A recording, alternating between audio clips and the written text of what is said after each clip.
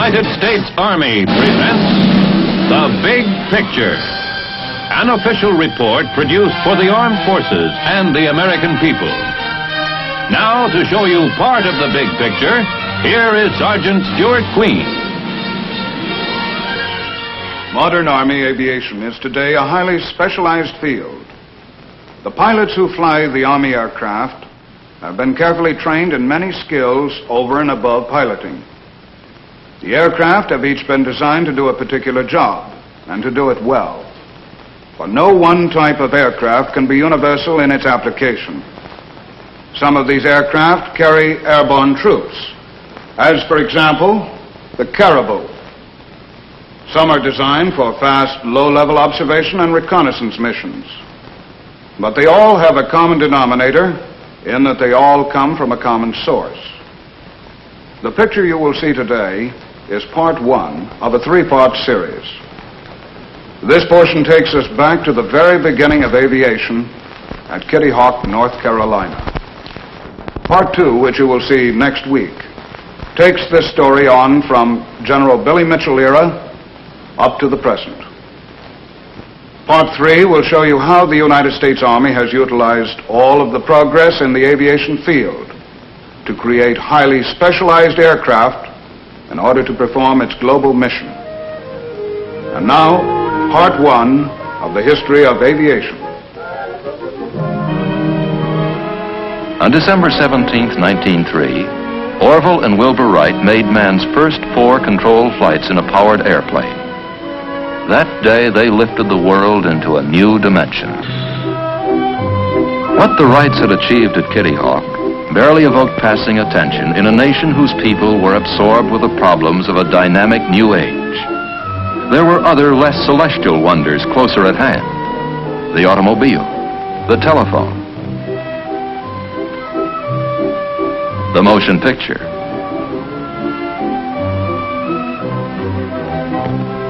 But at number 7 Hawthorne Street, December 17, 1903 was a momentous day. The young girl who was then the Wrights' housekeeper, Carrie Grumbach, remembers.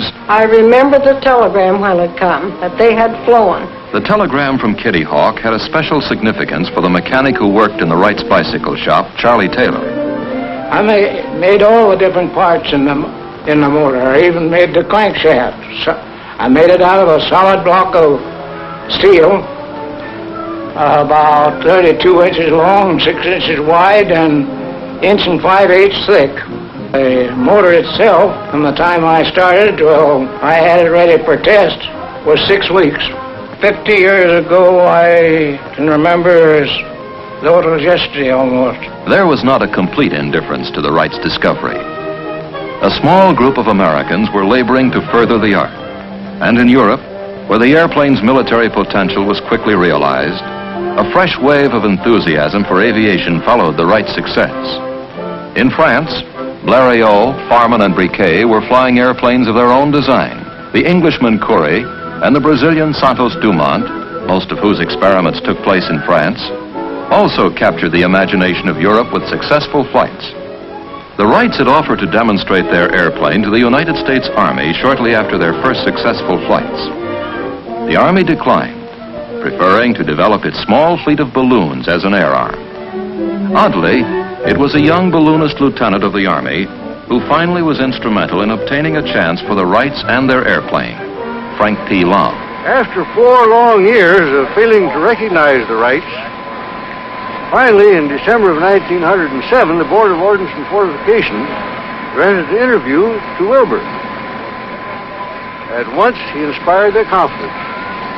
This led to a contract in February of 1908 between the Wright brothers and the Signal Corps, in which they agreed to furnish an airplane that would fly 40 miles an hour, carry 2 persons, remain in the air for 1 hour, and, strange to relate, was to have some kind of a device by which, in case the motor stopped, it could be landed without crashing. In the summer of 1908, Orville Wright brought to Fort Myer, Virginia, the airplane that was to fulfill the specifications of the contract. Day after day, we watched him go fly around and around the field in his tuning-up flights. And finally, on the 9th of September, he broke the world's record by staying in the air for over 1 hour. Another young Army lieutenant, Benjamin Falloy, had a chance to fly in the Wright plane at Fort Myer. On the day following the endurance test with Grover Wright and Lieutenant Lom, the Orville, with a quiet little grin on his face, invited me to be his guest on the crucial and final cross-country and speed test. On July 30th, we took off on the final cross-country and speed test. Shortly after we straightened out on the course for Alexandria, Orville, with this same little grin on his face, told me that if he had to land anywhere on the route, and he'd pick out the thickest clump of trees he could find and land on top of them.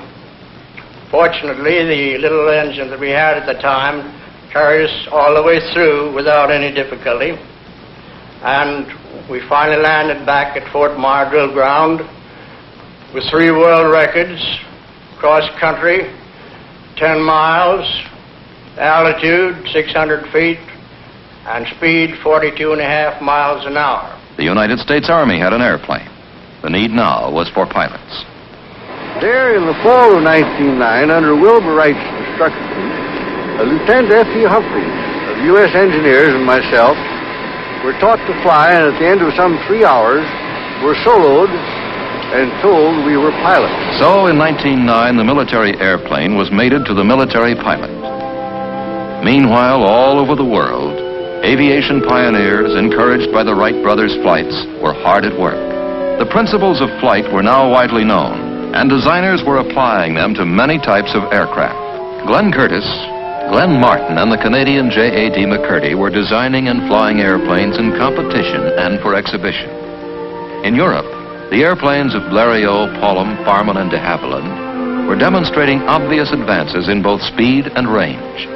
And in Russia, Igor Sikorsky was taking his first steps into the age of flight. And I remember very, very well the early interesting period in France in 1909 and 1910, when the very first attempts were made to push aviation from the purely original experimental flying to some kind of successful practical achievement.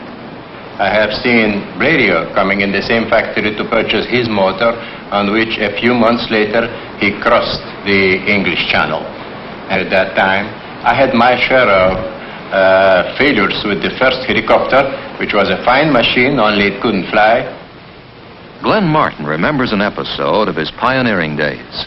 I've just been reading an old postcard sent by our family doctor to my mother, dated September 30th, 1910.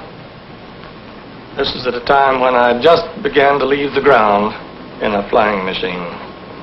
And it says, "For heaven's sake, if you have any influence with that wild-eyed, hallucinated young man, call him off before he is killed. Have him devote his energies to substantial, feasible, and profitable pursuits, leaving dreaming to the professional dreamers." For a dreamer, Glenn Martin was attracting a remarkable group of clear-thinking young designers as workmen. The first to join him was Donald Douglas. My first memory of things in aviation was seeing the first Wright airplane demonstrated for the Signal Corps in 1908 at Fort Myers, outside of Washington. So I took the streetcar and one thing and another and got out to Fort Myers. Well, there she was, as I had seen her pictured, the old Wright pusher. And there were Wilbur and Orville. And there was that old launching device that kind of looked like a guillotine, and they had the airplane perched up at the starting part of the track and the weight all ready to go. And then, as I recall, it was Wilbur that got into the machine with, I guess it was Colonel Lom, and they pulled the old latch, and off she went. One of the first pilots was Roy Nobbenshoe, who was a balloonist even before he became an airplane pilot. Gentlemen, I'm pointing out right back of the pilot was Walter Brookins. Walter was a great pilot. His judgment was uncanny, but he was very temperamental. As a matter of fact, he, Arch Hoxsey, and Ralph Johnson was the three best pilots that the Wright Company had, and each one tried to outdo the other. The ambitions of some designers went far beyond their skills. As Igor Sikorsky has said, in the history of aviation, there have been many contraptions which, to the good fortune of their inventors, failed to fly.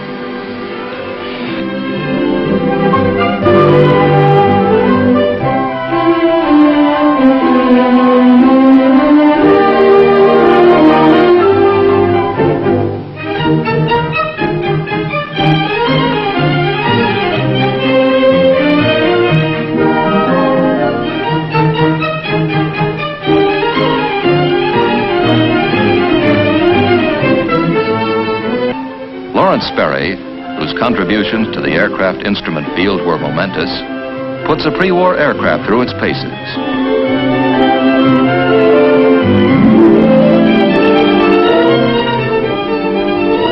All this ferment, however often it seemed to lack direction, was contributing in one way or another to the growth of aviation. The airplane was growing cleaner in design. Its horsepower was more dependable. The disparaging term aeronaut was giving way to aviator, a term of respect. Aviation was emerging as a science. A pioneer aeronautical engineer and educator, Dr. Jerome Hunsaker. Professional education in aeronautical engineering began in this country at MIT in the winter of 1913-14. This course was started by President McLaurin borrowing me from the Navy Department and supplying me with one assistant as staff, who was a recent graduate in mechanical engineering, Donald Douglas, from whom more was to be heard. The pusher engine of early planes had been replaced by the tractor engine installations which allowed higher speeds.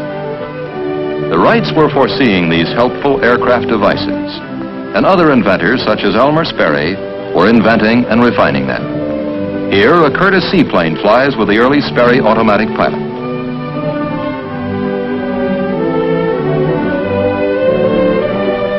Almost without exception in the first decade of the airplane, the designers were pilots. They built, tested, and flew their own designs. The Wrights, Blériot, Santos Dumont, Curtiss, Rowe, Sikorsky, de Havilland, and Martin. At Glenn Martin's, a band of engineers and craftsmen had gathered together whose names and time would be synonymous with aircraft designs of world rank.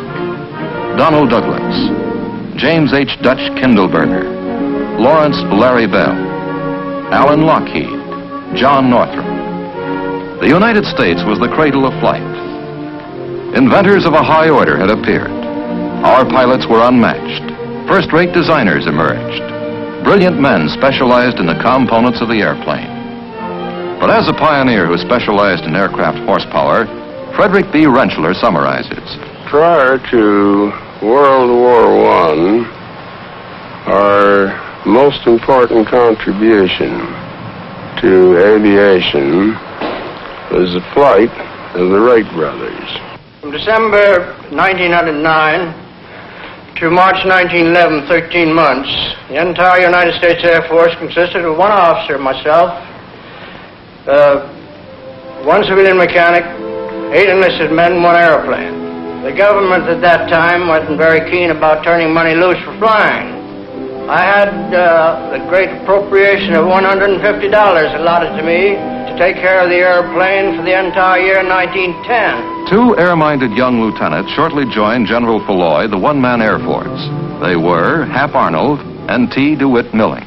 Looking back 42 years ago to March 1911, the month in which General Arnold and myself were ordered to Dayton to learn to fly with the Wright brothers, and to think of the plane that we used at that time and see the advance that has been made since, it seems incomprehensible that one man in his own lifetime could live through such progress.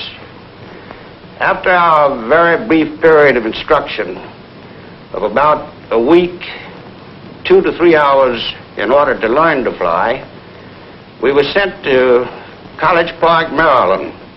We immediately started in to try to find some method by which we could develop, from the standpoint of taking photographs, using the machine gun, dropping bombs. The air arm of the United States Navy began under equally apathetic circumstances. Naval Aviator Number 3 was Admiral John H. Towers. In the autumn of 1911, when I was quite a young naval officer serving aboard one of our battleships, I got the idea that I wanted to learn to fly, that naval aviation would amount to something for naval purposes. So I put in a request to the Navy Department, and they came back and quite frankly said that they didn't believe aviation would ever amount to anything. But if it turned out to be otherwise, they would consider my request. During that winter, Congress appropriated money for the Navy to buy 3 airplanes, so they were in it whether or not they wanted to be. And then they decided to select 3 officers to be taught to fly as part of the contract with the manufacturers of the airplanes. I was fortunate enough to be one of those 3 officers. The other 2 were Ellison and Rogers. I also became a very close friend of Glenn Curtis and was associated with him throughout his whole life. The man had an enormous amount of vision. He had already conducted, in cooperation with the Navy, tests of landing an airplane on a platform, on a cruiser, and also of taking off. But he had in his mind then the idea which later developed into the powerful carriers that we have today. The airplane now had official recognition, both from the Army and the Navy, but it was a cautious acceptance. The time-forged armament still held sway. When the fledgling Army flyers experimented with a primitive bomb sight and a Lewis machine gun installed in aircraft at College Park, Maryland, they landed and foresaw whole battles that someday might be fought in the air. The War Department promptly pierced that bubble. An official spokesman pointed out with finality that the Army had airplanes for just one purpose: reconnaissance.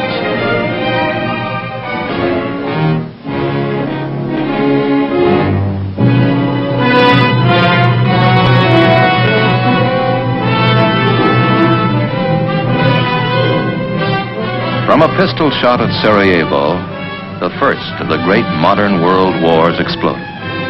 And almost overnight, all of Europe was engulfed in conflict.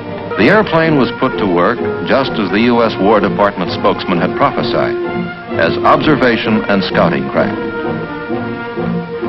The source of peril lay in the artillery, machine gun, and rifle fire, scourging the entrenched troops from across the wasted land. But in the air, Allied and German pilots often waved to each other as they passed on their observation missions. Then, instead of the courteous wave, the opposing pilots began exchanging pistol fire. Presently, the first crudely mounted machine guns appeared. Now the frantic race of inventing, improvising, adapting, and refining aircraft equipment began.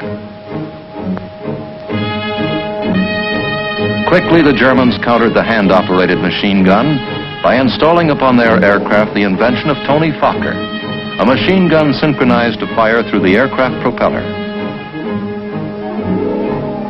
A paramount lesson that the Allies were to remember a generation later was being learned in air warfare for the first time. No design capable of still further development could be frozen.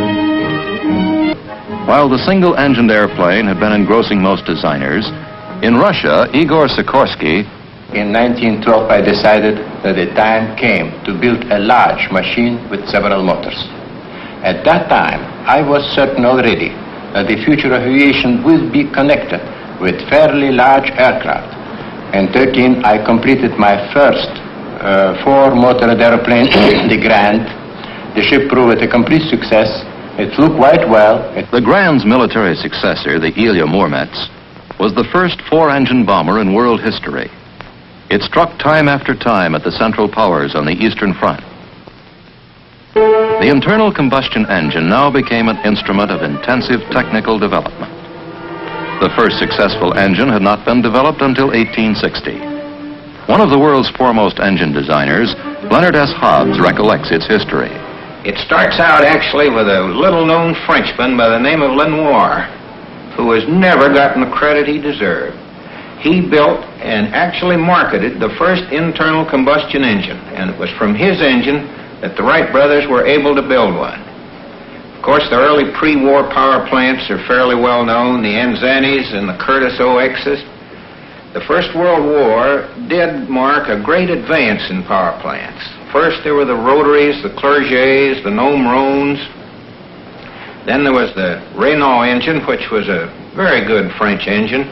The British RAF engines. Toward the end of the war came the very beginning of what I think is the modern engine. First there was the Hispano Suiza with its solid block and a valve arrangement which is standard in a lot of engines to this day. Also, out of the First World War came a remarkable German effort, the BMW. Now, this engine is the first engine that I know of in all history that attempted to overcome the effects of altitude on power.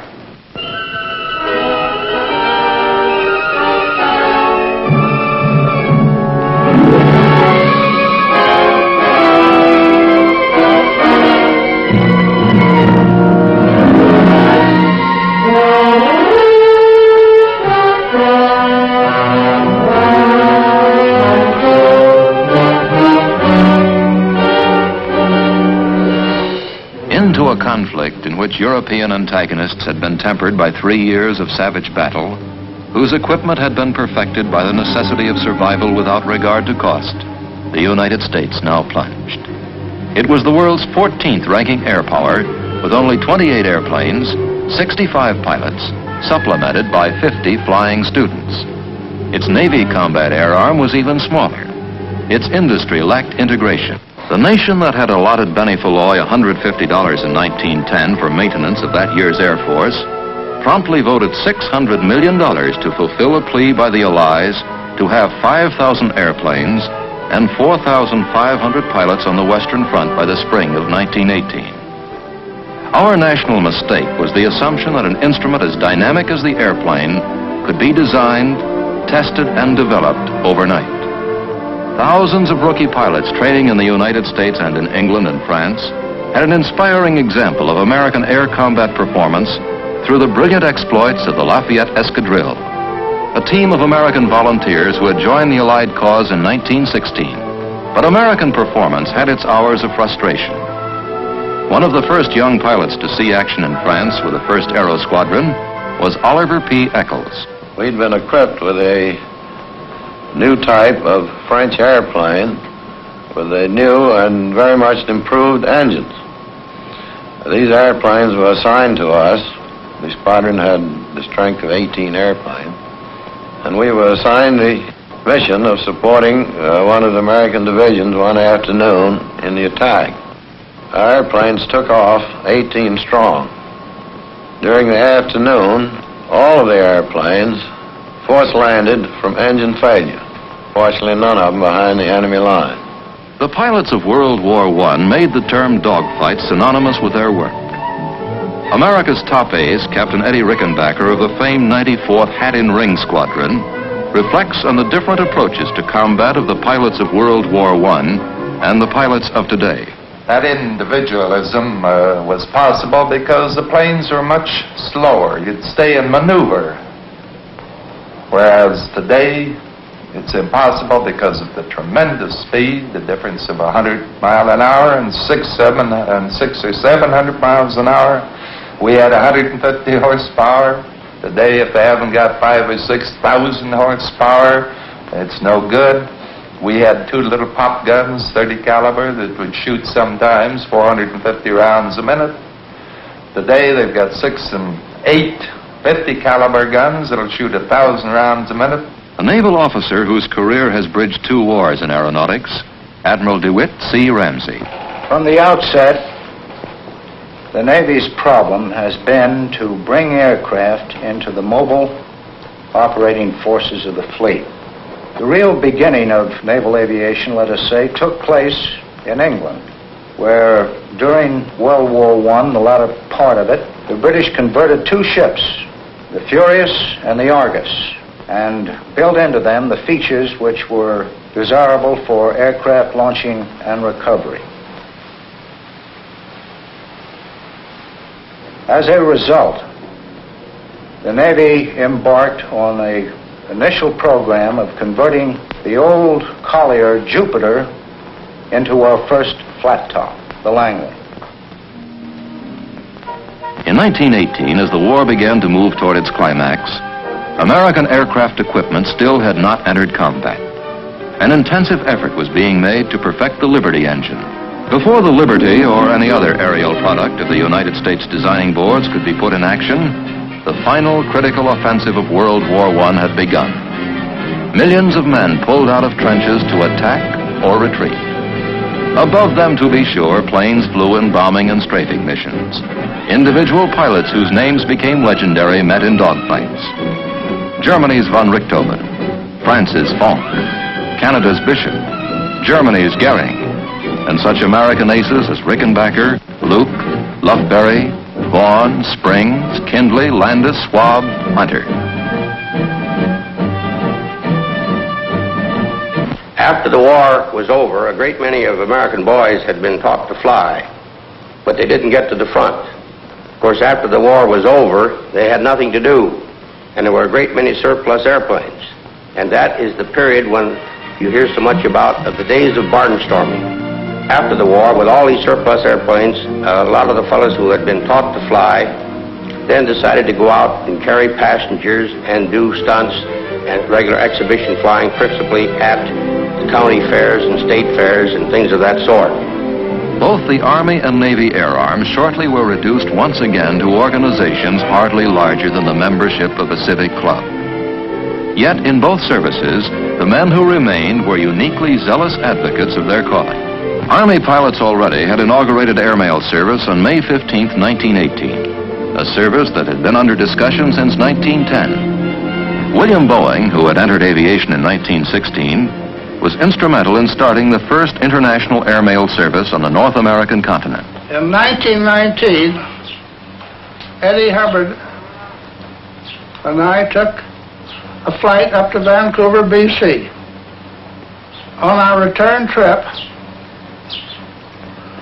the postmaster at Vancouver handed us a mail sack for delivery to the postmaster at Seattle. This was the first international mail ever carried by plane into the United States.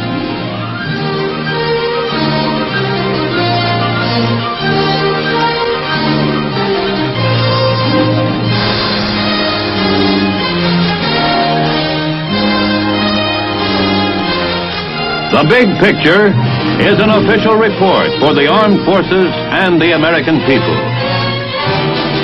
Produced by the Army Pictorial Center. Presented by the Department of the Army in cooperation with this station.